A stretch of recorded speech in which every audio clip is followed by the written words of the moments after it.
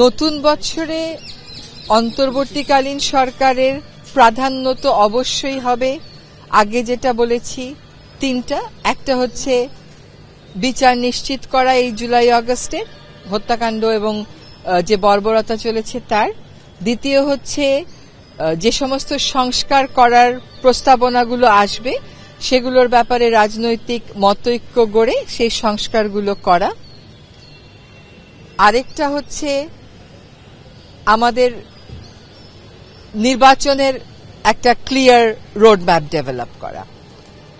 এর পাশাপাশি কিন্তু বাংলাদেশের রাষ্ট্রীয় জীবনে সবসময় যে চ্যালেঞ্জগুলো থাকে সেগুলোও থাকবে।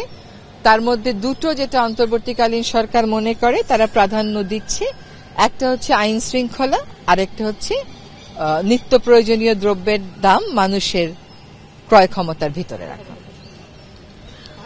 এই যে প্রশ্নটা আপনি করলেন, এই প্রশ্নের সন্দেহাতীত জবাবের জন্যই পাঠানো হচ্ছে। এবং একটা জিনিস খেয়াল করতে হবে, আমরা আসলে যে কোনো একটা ঘটনার পরে কতগুলো দৃষ্টিবোধ, কতগুলো মতামত, সিদ্ধান্ত নিয়ে ফেলি, তারপরে ভিন্ন কোনো কথা শুনলে ওটা আর আমরা মানতে চাই না।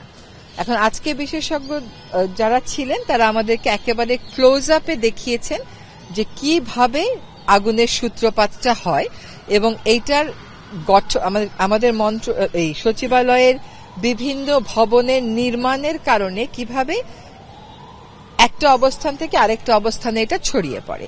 এবং তারা এটাও আমাদেরকে দেখিয়েছেন যে যে কুকুরটির কথা বলা হচ্ছে সে এর আগেও আসলে ওই ফ্লোরে গেছিল, সে খুব স্বাচ্ছন্দ্যের সাথে একটা চেয়ারে গিয়ে কুশনের উপরে ঘুমায়।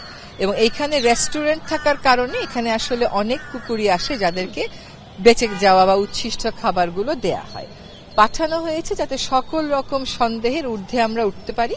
এবং ওনারা বলেছেন যে যদি সত্যি এটা নাশকতা হতো তাহলে ঘটনাটা কিরকম ঘটতে পারত সেটা দেখিয়েছেন। এবং কোন জায়গা থেকে আসলে অগ্নিকাণ্ডের সূচনাটা হয়েছে একেবারে স্পষ্ট করে দেখিয়েছেন, স্লো মোশনে তারা দেখিয়েছেন। এবং আমার ধারণা যে এইগুলো আপনাদের সকলের কাছেই অ্যাভেইলেবল আছে। অগ্নিকাণ্ডের ঘটনার যে প্রতিবেদনটা দেয়া হয়েছে এটাতে সরকার সন্তুষ্ট কিনা। প্রথম কথা হচ্ছে যে অগ্নিকাণ্ডটা আসলেই খুবই ভীতিকর এবং আমাদের জন্য একটা অনেক বড় দুশ্চিন্তার কারণ। এখানে কিন্তু আমরাই অফিস করি, ফলে কোনো কিছু হলে প্রথম আঁচটা আমাদের গায়ের উপরই পড়বে। এবং যারা ওখানে অফিস করে বা যাদের কার্যালয় ছিল তাদের জন্য এটা একটা সাংঘাতিক ট্রমাটাইজিং ব্যাপার। কাজে আমরা আমাদের নিরাপত্তার স্বার্থে শতভাগ নিশ্চিত হতে চাইব। আমাদের করে দেওয়া কমিটি, কিন্তু আমরা কোনো বায়াস থেকে এই কমিটি করিনি। আমরা বুয়েটকে বলেছি যে আপনারা 3 জন বিশেষজ্ঞ দেন, বুয়েট নিরপেক্ষভাবে দিয়েছে। পরবর্তীতে আরো 8 জন বিশেষজ্ঞ কোঅপ্ট করা হয়েছে। ফলে ভরসা না করার কোনো কারণ আছে বলে আমরা মনে করছি না। এটা হচ্ছে 1 নম্বর। 2 হচ্ছে জুলাই প্রোক্লেমেশন। জুলাই প্রোক্লেমেশনের যে ব্যাপারটা, এটা হচ্ছে আসলে এরকম একটা বিপ্লবের পর এরকম একটা প্রোক্লেমেশন হয়, এটা খুব স্বাভাবিক ঘটনা। কিন্তু সেই সময় ঘটনা প্রবাহ খুব দ্রুত ঘটে গেছে। একটা কোটা বিরোধী আন্দোলন থেকে একটা সরকারের পতন হয়ে গেছে। আন্দোলনরত যারা ছিল তারাও বলেছে যে তারা অতটা প্রস্তুত ছিল না। আমরা যারা পরবর্তীতে দায়িত্ব নিয়েছি আমরাও নিয়েছি 3 দিন পরে, এবং আমরাও কেউ রাজনীতিবিদ নই। ফলে প্রোক্লেমেশনের প্রয়োজনীয়তা আমরা তখনই ফিল করেছি, একই সাথে আমরা ঐক্যের প্রয়োজনীয়তাটাও অনুভব করেছি।